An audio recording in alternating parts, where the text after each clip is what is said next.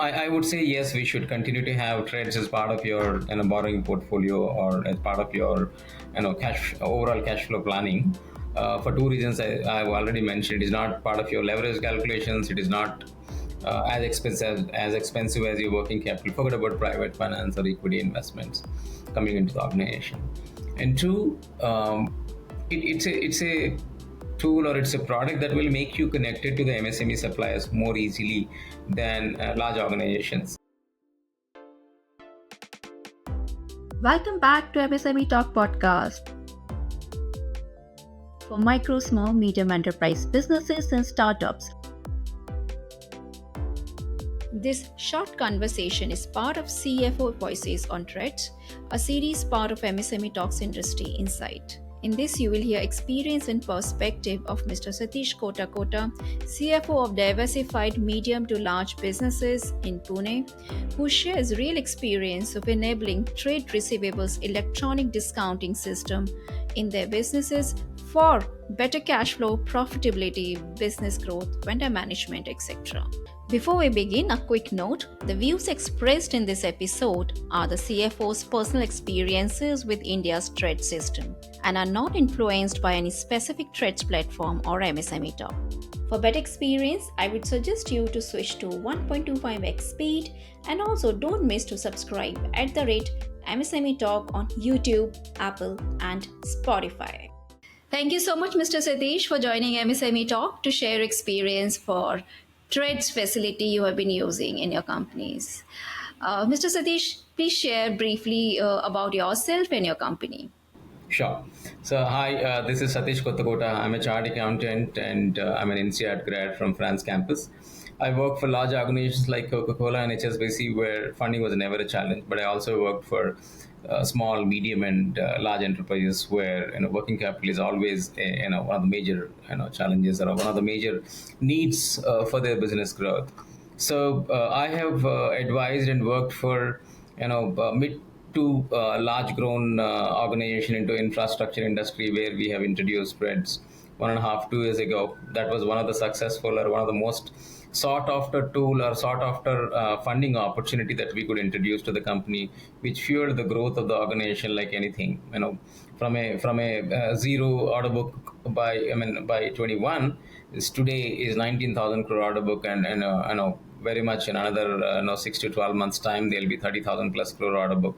So that I think MSME TReDS as a limit has helped them tremendously in arranging the working capital, especially when the organization is growing super fast and bankers are not really and having an appetite for supporting the super fast growth for ABCD types of industries. We have deployed I have deployed similar TReDS limit exploration across multiple other companies where I have been advising, and it's like, it's a smooth game for them. Either getting the limits, getting the vendors onboarded, or getting the suppliers accepting for TReDS channel, etc. has been a smooth game. But I would at least at the same time say it has to be measure and implement kind of a tool that we need to use it for. We can't just go whatever is the TReDS limits available in the market for your company should be used. So probably we can talk about it much later. But the industry that I worked for TReDS in major numbers are infrastructure, and a bit in IT services, and a bit in tech services, or edutech or fintech services. So apart from the turnover benefit which you got in infra company, any specific benefits would you like to share those companies have got? Yeah. So one, the cost of funds on TReDS is and at least 100 basis points less than your working capital, at least 100 basis points. You go with a large banker, it could be even 150 or 200 basis points lower than your working capital cost. Two, it doesn't get calculated for your balance sheet loans or leverages. If you have 1x, if you have 100K or $100,000 as your capital or net worth of the organization, and TReDS does not get calculated to calculate the leverage. So that's a big tool that helps you managing a working capital efficiently. Your suppliers are happy, your project is progressing or your business is progressing, and your in terms of overall support for the company is extremely good, and you still have to say it's not part of my balance sheet when it comes to leverage. So that's the second advantage. And three, the time it takes to get you a TReDS limits is much lower and much lesser compared to assessment of working capital loans or compared to assessment of term loans for typically large projects or mid-sized projects that you do. And three, there is no as a product, right? There is no margin money to be deposited by the borrower. There's no skin in the game in terms of capital infusion linked to the TReDS limits that you get. I mean, assume you get working capital limits, you're supposed to get a margin money to issue a BZ. You're supposed to get a margin money to issue an LC. But whereas when it comes to TReDS, you have zero cash infusion required. I would say this has really helped the industry, subject to one or two loopholes in the product wherever you go. I would say this has huge helped the industry both from a buyer perspective as well as for a seller perspective. I think one of the best tools introduced by the government to enable finance and supply chain efficiencies within the MSME sector.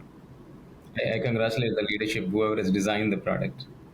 Yes, it was actually started by Raghuram Rajan way back. It was a paper introduced by him, and in his tenure as a RBI governor. So the history goes way back, and bringing learning some from Brazil and other countries, and then designing the product. That's a Okay, really good tool. Yeah. yeah. So Mr. Satish, since all the companies where you're taking care of the finances have got benefit of TReDS, do you continue actively on an every monthly basis use TReDS, and you intend to use continuously in the future also? I would say yes, we should continue to have TReDS as part of your borrowing portfolio or as part of your overall cash flow planning.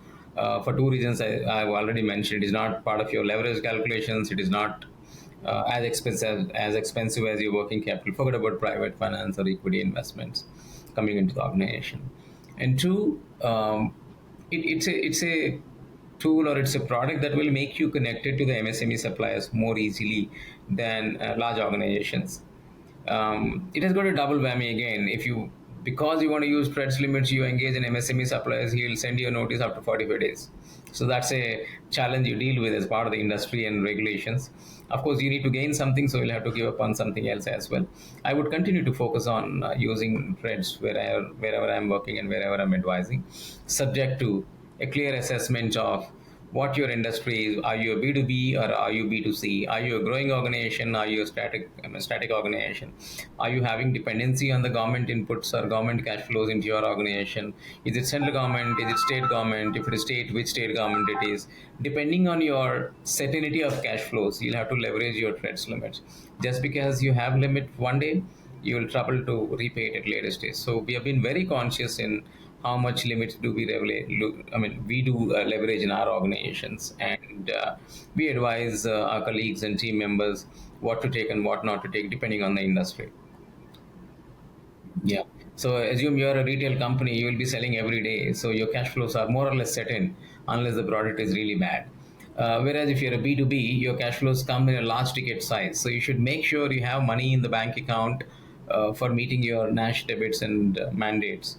So that's why we have been able to 100% successfully be able to manage, but it has to be planned efficiently. That's one thing that we need to be conscious of. So, Mr. Satish, which TReDS platform you have been using in your companies, and how has been your experience? We use all the three, especially all the three past RXIL, M1 Exchange, and InvoiceMart. Among the three, we found, or I found, RXIL as more better and quick response time, better relations with the bankers to get you limits on fast track basis, better influence on the decision makers to present your right story to the decision makers who gives you the TReDS limit. So I would rank RXL on top of anything else. And then turnaround times are also pretty good compared to other two players in the market. Yeah, they come with their own strengths and weaknesses. Somebody's tech platform is better, somebody's response time is better. But when it comes to response time and SLAs, etc., I found RXL much better. So, Mr. Satish, what would you like to tell other CEOs, CFOs, and MSME companies who are still not using the TReDS facility? There are two reasons why people might not be using. One, because when you're applying for TReDS limits, either as a supplier or a buyer, you will be exposing your documents to the regulators, KYC details, bank documents, bank statement has to be submitted.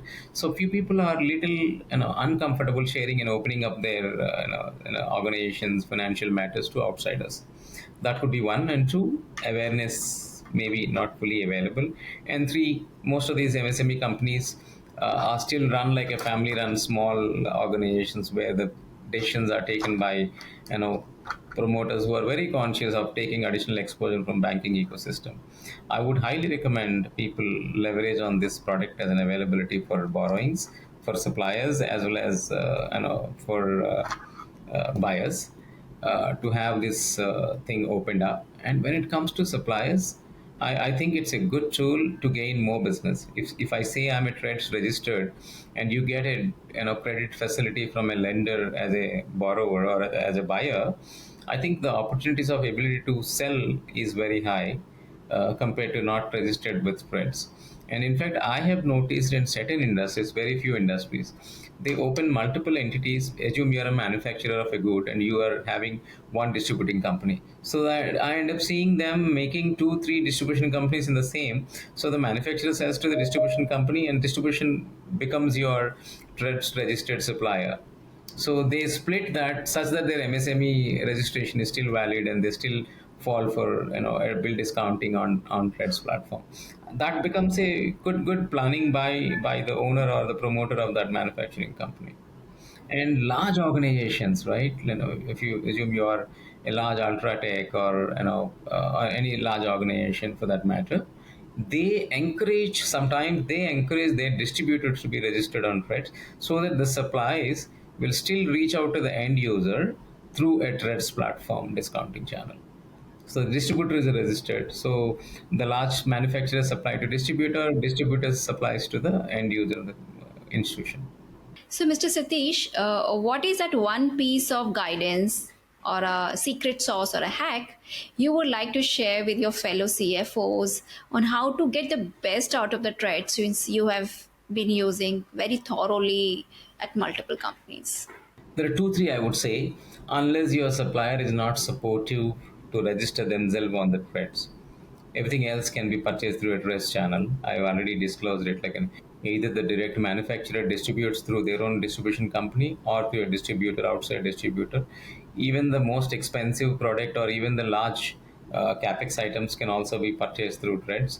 All that you need to plan is make sure your invoice value is well within the TReDS limits, and maintaining a good MIS of planning how much of tenure I should bid for, when is my repayment date, maintaining who's bidding at what average rates, looking for. And sometimes TReDS prices or the coupon rates are not fixed, because it is linked to their ALM requirement of the bank. So you can always negotiate, ask them to bid at lesser prices if you are eligible based on your credit rating. So one, routing the transactions through a good established distributor of a large company is still a viable solution. You still buy, a company having $10 billion transaction can also sell products through TReDS distributor to the supplier, to the buyer. So that enables the transaction. Two, you plan your MIS very well such that your TReDS, overall enjoying the TReDS benefit is smooth and easy. Yeah, I think these two are the major points I want to tell them. Thank you so much, Mr. Satish, for your valuable feedback, sharing with your fellow CFOs and the MSME businesses on TReDS facility. Glad you joined MSME Talk for your feedback. We'll see you again in some other chat. Thank you. Bye-bye. Dear listeners, since last 3 years, you have been listening to MSME Talk audio podcast on Apple, Spotify, Amazon, etc. Now it is available in video format on YouTube as well. Also, I would like to tell that more information and updates are not covered on podcast, for which you have to ensure that you subscribe our newsletter and follow us on social media. Links are given in description.